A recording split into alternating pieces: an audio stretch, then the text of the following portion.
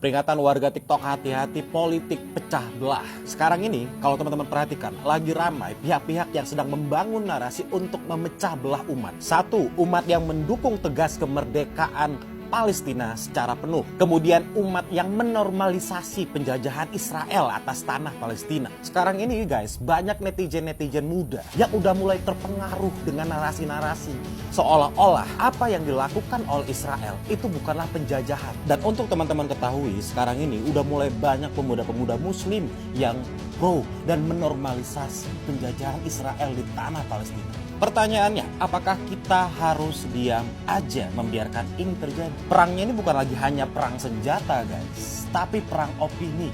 Opinion war, di mana siapa yang paling kuat membangun sebuah narasi, maka dialah yang akan memenangkan peperangan ini. Nah pertanyaannya, apakah kita harus diam aja? Inilah alasannya kenapa konten kali ini saya agak bergeser. Yang awalnya konten saya itu isinya adalah membahas tentang dunia kreatif konten di TikTok. Mau nggak mau saya harus ngebahas hal ini. Ikut serta dalam perjuangan kemerdekaan Palestina. Lewat apa? Lewat kamera. Lewat apa? Lewat konten. Ketika di luaran sana banyak sekali pihak yang sedang berusaha untuk membangun narasi menormalisasi penjajahan Israel di tanah Palestina, kita nggak bisa diam aja. Kalau ini dibiarkan, saya khawatir di masa depan tidak ada satupun pemuda muslim yang stand with Palestine, yang berjuang untuk kemerdekaan rakyat Palestina. Jadi mohon maaf ya teman-teman, kalau konten saya hari ini agak bergeser, mohon dimaafkan. Ada banyak sekali narasi-narasi yang dibangun untuk memecah belah umat Islam. Umat yang tetap konsisten, bertahan, mendukung kemerdekaan Palestina. Dan umat yang mulai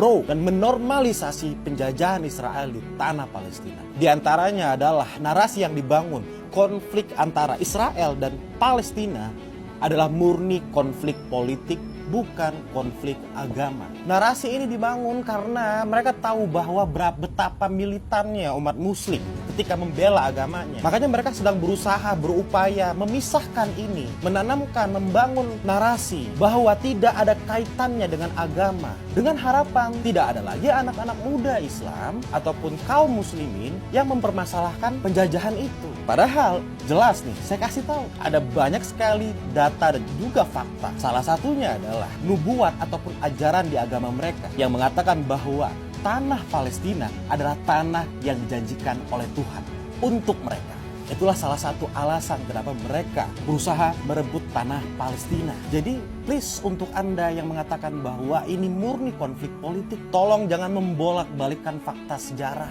hanya untuk kepentingan kalian. Kemudian nih teman-teman, ada lagi tuduhan dari yang katanya ustadz, tapi menurut saya ini ustadz gadungan sih, yang mengatakan sumbangan dari masyarakat Indonesia untuk rakyat Palestina itu digunakan untuk membiayai teroris. Dan dia mengatakan ini tanpa bukti yang jelas, alias tuduhannya serampangan. Apa coba tujuannya dia mengatakan seperti itu? Katanya ustadz, apakah ingin membuat umat Islam di Indonesia enggan atau mulai ragu untuk membantu saudara-saudara kita di Palestina? Itu tujuannya. Oh please, kalaupun mau menuduh, sertakan bukti-bukti yang jelas dan akurat.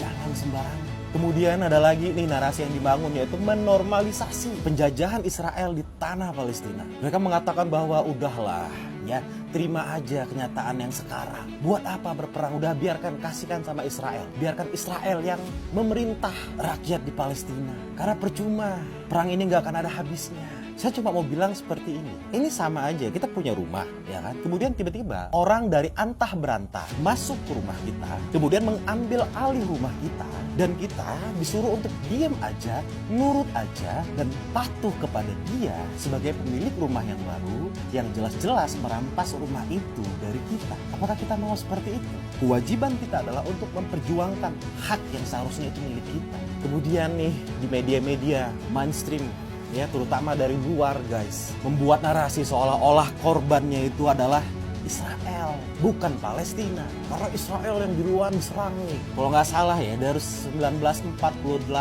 pembantaian rakyat Palestina oleh Israel udah terjadi. Udah nggak terhitung lagi jumlah nyawa yang melayang. Nah pertanyaannya, Anda kemana aja? Kenapa itu nggak dibahas? Jutaan nyawa rakyat Palestina melayang dari tahun 1948, kalau nggak salah, mohon maaf, koreksi kalau saya salah, sampai dengan sekarang. Bahkan Dewan HAM PBB juga udah menyatakan bahwa Israel telah melakukan kejahatan kemanusiaan. Kenapa bungkam? Jadi untuk teman-teman semua, please lihatlah ada upaya-upaya dari pihak-pihak tertentu yang mau memecah belah umat. Karena ketika umat terpecah belah, maka disitulah umat akan gampang untuk dijatuhkan.